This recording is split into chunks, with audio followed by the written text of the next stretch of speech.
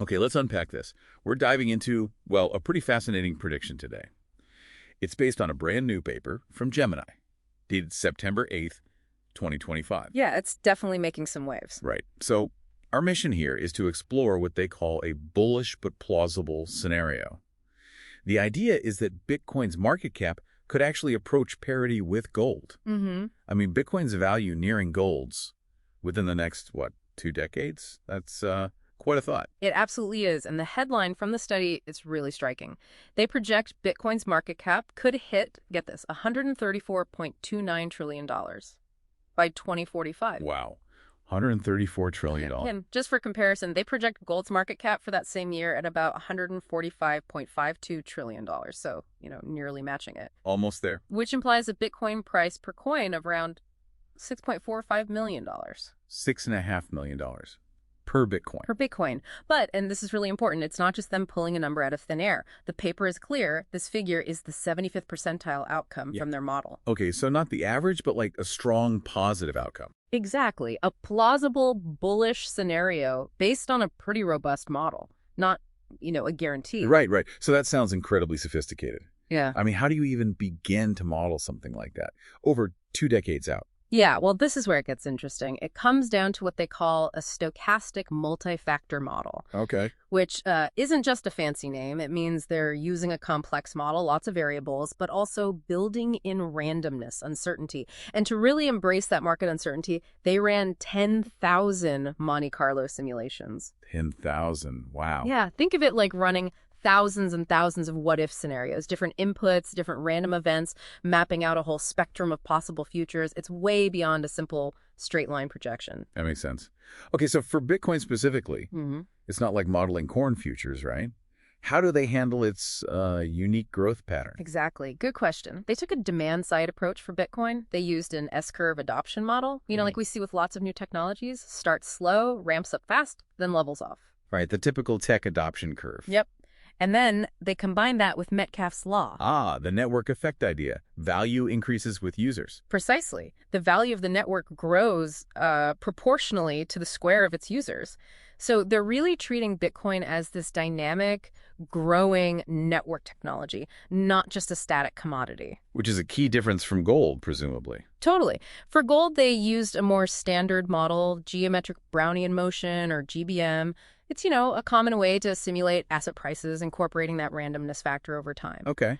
But, and this is crucial, they also built in a risk module. Risk, like market crashes. Yes, but also things they call black swan events, like major regulatory shocks, good or bad, market crises, sure, but also the arrival of cryptographically relevant quantum computers. Quantum computers. Seriously. Yeah. They call it Q-Day. Sounds a bit sci-fi, but it shows they're trying to account for really deep systemic potential disruptions, both positive and negative. That's thorough. Okay, so back to the numbers. $6.45 million Bitcoin, nearly matching gold's market cap. What does that actually feel like? Can you give us something more tangible? Sure. So in this specific bullish scenario for 2045, the model suggests one Bitcoin could be worth roughly 12.42 kilograms of gold. 12 kilos of gold for one Bitcoin. Yeah. And for context, they project the gold price per kilo then at about $519,160. Okay, wow.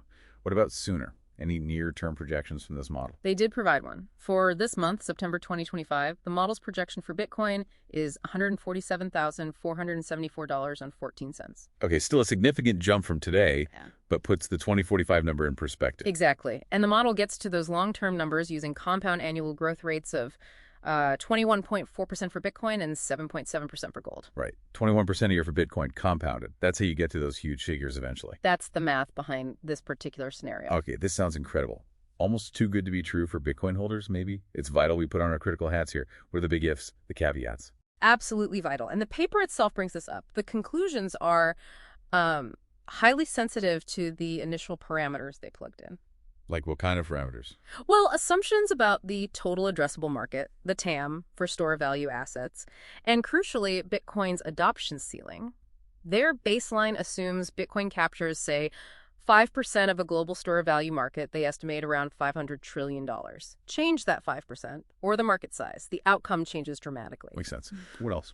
Also, those probabilities assigned to the black swan events we talked about, those are subjective. Yeah. How likely is Q-Day, really? How likely is a massive global regulatory clampdown, or the opposite? Those inputs matter a lot. It's not just math, it's judgment calls baked in. Exactly. And, the model doesn't capture everything. Short-term market sentiment, herd behavior, sudden liquidity crunches, those aren't really in there. So the authors stress this. It's a probabilistic approach for contemplating potential roles. It's a way to think about the future, not a crystal ball prediction. Got it.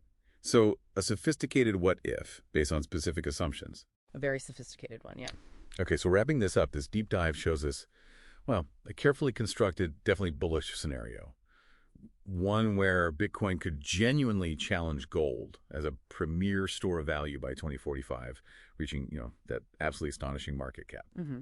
So the final thought maybe for you listening is, what could this kind of potential trajectory mean for how you think about digital assets versus traditional stores of value in the coming decades? And how might that possibility reshape your perspective on the future of wealth itself? Something to mull over.